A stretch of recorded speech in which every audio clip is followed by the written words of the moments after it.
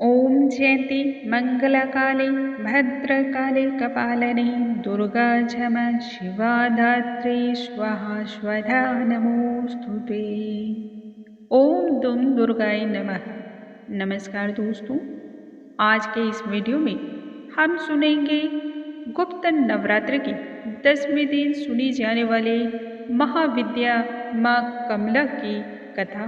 माँ कमला की जो भी व्यक्ति पूजा करता है, आराधना करता है, उसे सदैव सुख, सौभाग्य, धन, वैभव, खुशहाली और संपन्नता की प्राप्ति होती है। माँ कमला देवी को लक्ष्मी का स्वरूप माना जाता है और इन्हें 10 महाविद्याओं में 10वें स्थान की प्राप्ति है। परम सौभाग्य को देने वाली है। जो भक्त माँ कमला देवी की आराधना करता है, अपार धन धान्य से माँ उन्हें पूर्ण कर देती है। नवरात्रि की तरह गुप्त नवरात्रि पर श्री कमला माता रानी की आराधना की जाती है। कमल के पुष्प पर विराजमान देवी कमला का संबंध कमल से ही माना जाता है। कमल के पुष्प पर आसीन होने के कारण ही इनका नाम माँ कमला देवी पड़ा। देवी को कमल पुष्प अत्यधिक प्रिय माना जाता है। कमल कीचड़ और दलदल में खिलता है। कहने का मतलब है, जिस प्रकार से कमल कीचड़ और दलदल में खिलता है, उसके बावजूद भी वह इतनी नकारात्मक वहाँ पर परिवेश होने के बावजूद भी अपने आप को बिल्कुल साफ सुथरा, स्वच्छ, चमकदार और कोमल प्रतीत दिखाई देता है। स्वच्छता और पवित्रता की देवी मानी जाती है माँ कमला देवी। इनका रूप और गुण बहुत ही अद्भुत है। माँ कमला देवी अत्यंत ही दिव्य और मनोहर एवं सुंदर है। इनकी प्राप्ति समुद्र मंथन के दौरान हुई थी तथा इन्होंने भगवान विष्णु को ही अपने पति के रूप में वरण किया था। देवी कमला तांत्रिक लक्ष्मी के नाम से जानी जाती है। श्री विद्या महात्रिपुर सुंदरी की आराधना कर देवी श्री पद से युक्त तथा महालक्ष्मी नाम से भी विख्यात हुई। देवी कमला चतुर्भुज धारिणी है। उनका प्रादुर्भाव की कथा समुद्र मंथन से जुड़ी हुई है। समुद्र मंथन के समय ही देवी भगवती अमृत कलश को लेकर के उत्पन्न हुई थी। दीपावली में इनकी विशेषकर आराधना की जाती है। 10 महाविद्याओं में माँ कमला देवी की आराधना किए बगैर यह विद्या संपूर्ण नहीं मानी जाती है। यही अन्नपूर्णा के रूप में भी जानी जाती है। सौभाग्य और सौंदर्य की उपमा माँ कमला देवी से ही की जाती है। माँ कमला देवी के बारे में पौराणिक कथा है। श्रीमद् भागवत के 8वें स्कंद में देवी कमला के उद्भव की कथा हमें प्राप्त होती है। देवी कमला का प्रादुर्भाव समुद्र मंथन से हुआ था। एक बार देवताओं तथा दानवों ने समुद्र का मंथन आरंभ किया, जिसमें अमृत प्राप्त करना मुख्य उद्देश्य था।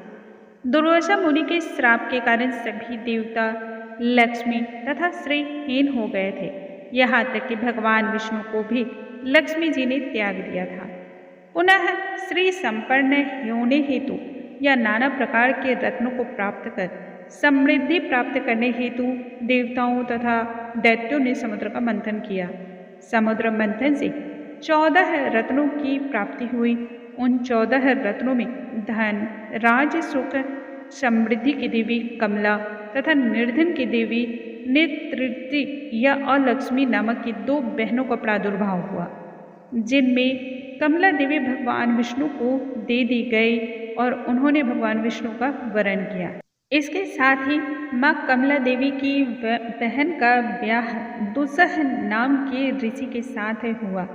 देवी भगवान विष्णु से विवाह के पश्चात ही कमला देवी या लक्ष्मी देवी के नाम से ही विख्यात हुई।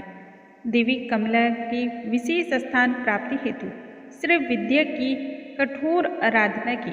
उनकी आराधना से संतुष्ट होकर के देवी त्रिपुरा ने उन्हें श्री की उपाधि प्रदान की थी तथा 10 महाविद्याओं में उन्हें स्थान दिया था। उस समय से देवी का संबंध पूर्णतः धन, समृद्धि तथा राज सुखों से की जाती है। देवी सतत्व गुण से संबंध मानी जाती है और सौभाग्य की अधिष्ठात्री देवी मानी जाती है। माँ कमला देवी को कमल के पुष्प अत्यधिक प्रिय माने जाते हैं और कमला देवी की पूजा में कमल का पुष्प बहुत महत्वपूर्ण भी माना जाता है। बहुत से देवी देवताओं की साधना आराधना में कमल पुष्प अनिवार्य माने जाते हैं तथा सभी देवताओं पर कमल पुष्प आप अर्पण भी कर सकते हैं। कमल की उत्पत्ति मैले गंदे स्थानों पर होती है, यह तो हम सभी जानते हैं, परंतु कमल के पुष्प पर ना तो मैल गंदगी का कोई प्रभाव होता है, ना ही उसके रंग और खूबसूरती पर कोई प्रभाव पड़ता है।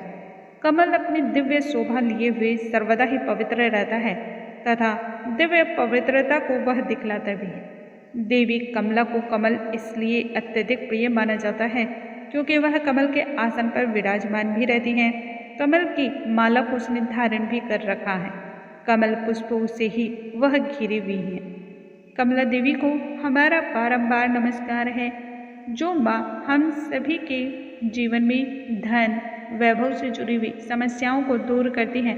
उन देवी के चरणों में हमारा श्री श्री नमस्कार है। माँ लक्ष्मी अलग अलग रूपों से जीवन और जगत के कल्याण हेतु अलग अलग तरीके से अवतरित होती आई हैं।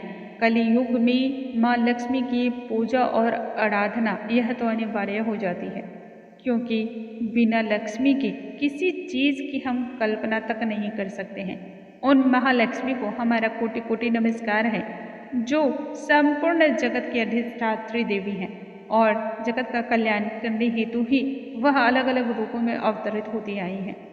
दोस्तों, अगले वीडियो में हम नई जानकारी के साथ नए अध्याय के साथ फिर से मिलेंगे। तब तक के लिए नमस्कार दोस्तों।